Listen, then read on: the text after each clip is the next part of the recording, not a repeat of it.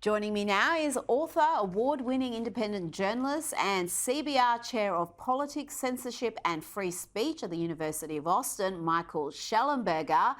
Now, Michael's the man who exposed the Twitter files and is currently in Australia on a quest to quash Labor's dangerous misinformation bill. Thank you so much for your time. You've been in Parliament House talking to the politicians. Tell me what you've learned, and will this bill pass the upper house? Is this going to pass the Senate and become law? Hey, Rita, it's great to be with you, and it's great to be in Australia. I mean, I don't think this legislation will pass. It's just too crazy. I don't know what else to say about it. It's so sweeping. I mean, it basically would allow the Prime Minister and the Communications Minister to criminalize any kind of speech. It has a provision that allows them to censor misleading speech, which is just speech where people might get the wrong idea from true facts and accurate information.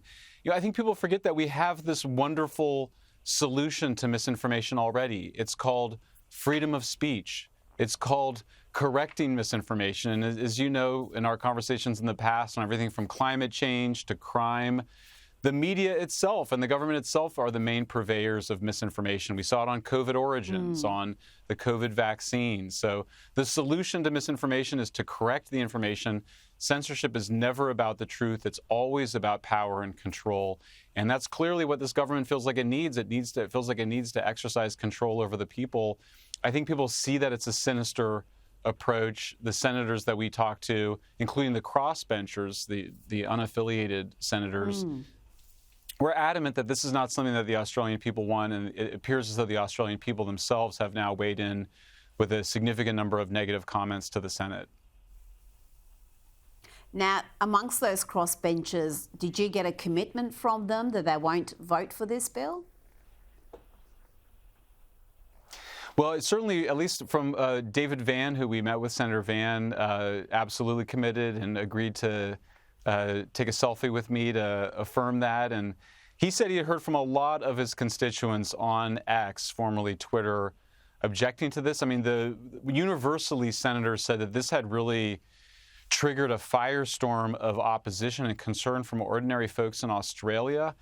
People, particularly I think on X, have been alarmed by the amount of censorship that's been demanded by governments around the world, the European Union, Ireland, Brazil, Canada, even in the United States. We saw these efforts from sort of deep state agencies to demand censorship.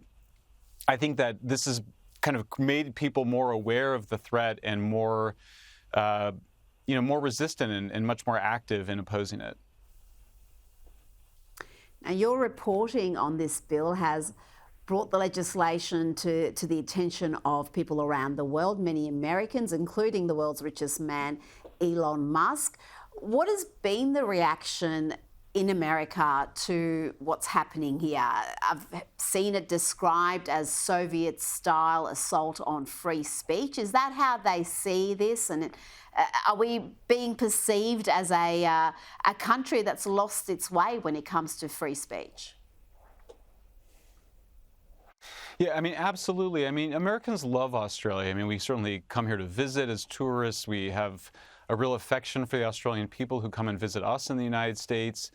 I think we're all really shocked. It's what's happening down under has sort of been the question for people. It's been what's disturbing is that many of the similar tactics that this government is proposing, including the use of supposedly unbiased fact checkers who in fact are very biased. It's been proven by studies by the Institute for Public Affairs and others. They've evaluated this in an objective way. So I think we're all really shocked. I mean, we think of Australia as a free country. It's part of the Five Eyes nations. We have a very close national security and intelligence relationship. And that is part of the concern as well, as it appears that some of this is coming from the intelligence and security agencies between our governments, and that's obviously completely inappropriate and illegal. And so any whiff of that, and I think you start to really trigger some serious concerns both in the United States and here in Australia. Michael, what do you make of our Karen, the E-Safety Commissioner, Julie Inman-Grant, who has politicised her office repeatedly and even sued Elon Musk's X in an effort to censor content? How responsible is she for what we're seeing right now? Well, obviously, it's a huge concern. I mean, this is an American in Australia working for the Australian government. She came under pretty mysterious circumstances. She sort of confessed when she came that she had been recruited by the CIA, but was supposedly not working for the CIA. We had seen other supposedly former CIA people involved in censorship in the United States. We can't really get to the bottom of what was going on here. It appears, though, that this is a counter-populist reaction after 2016 to Brexit and the election of Trump, where you see either current or former intelligence officials in government agencies feeling that they somehow have the right to tell people what they can say and hear online. You know, one bright note here is, of course, as you know and your audiences know, that she tried to ban a video from being on X, Twitter, and other social media platforms, not just in Australia, but around the world. And an Australian court ruled that that was unconstitutional and that was not right, and she couldn't do that. So I think chalk that up as a victory for free speech. But, you know, Rita, it's just amazing because, you know, we'll have a victory somewhere. We'll beat something back, like in Ireland.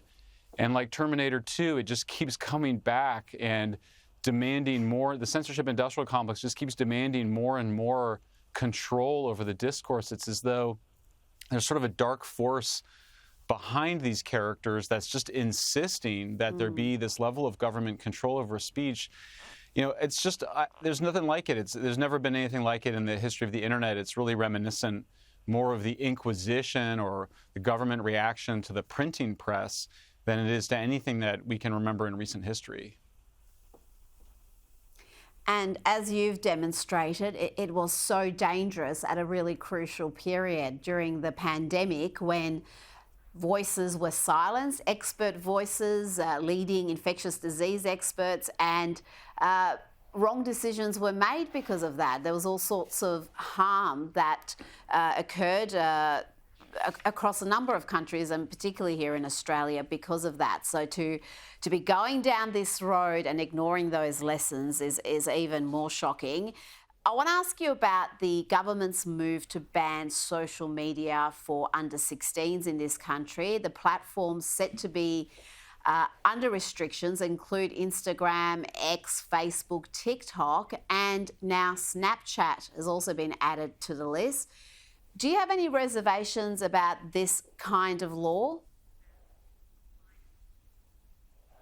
I do have reservations about it. And I should say, you know, I'm a father of two wonderful children, and I am concerned about the effect of social media on kids. So I think it's a real issue. On the other hand, I worry that it's a Trojan horse to get digital ID, which is something that really should scare us. It's like a Black Mirror episode where you can see a kind of totalitarian government wants to control and see everything that its citizens do, maybe create some sort of social credit scheme like they do in China. So I do worry about that. I would, you know, there are alternatives. You know, there's phone-free schools are being pursued in the United States and around the world. But we just keep seeing the government wanting more and more control. It's more and more intrusive, more violations of our privacy, you know, more demands over what we say. And, you know, we may forget, but like the worst misinformation has been by the government. They said that COVID came from a wet market in China. Now most intelligence agencies believe it came from a lab. They said that if you took the vaccine, you wouldn't get sick. We know that you do get sick. You know, we've seen this over and over again of the government actually promoting disinformation and then demanding censorship on the basis of that disinformation or misinformation, certainly misleading information. So there's something going on here. We don't totally understand it, but it's something quite creepy. It involves the World Economic Forum constantly demanding more censorship, saying that misinformation is the #1 problem in the world.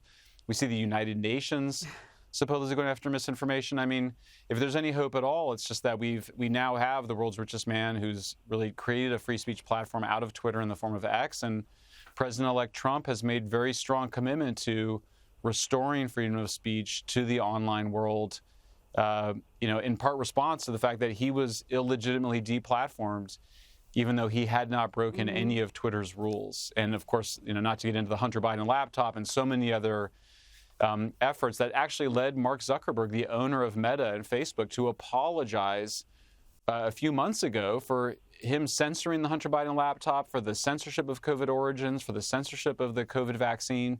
Mark Zuckerberg said it was inappropriate what the government's actions were. So, and certainly Elon Musk thinks that. So to see the governments of the world keep coming back for more censorship, more invasion of privacy, it's very disturbing. And I think that's part of why I wanted to be here, is to show some solidarity for free speech lovers here in Australia.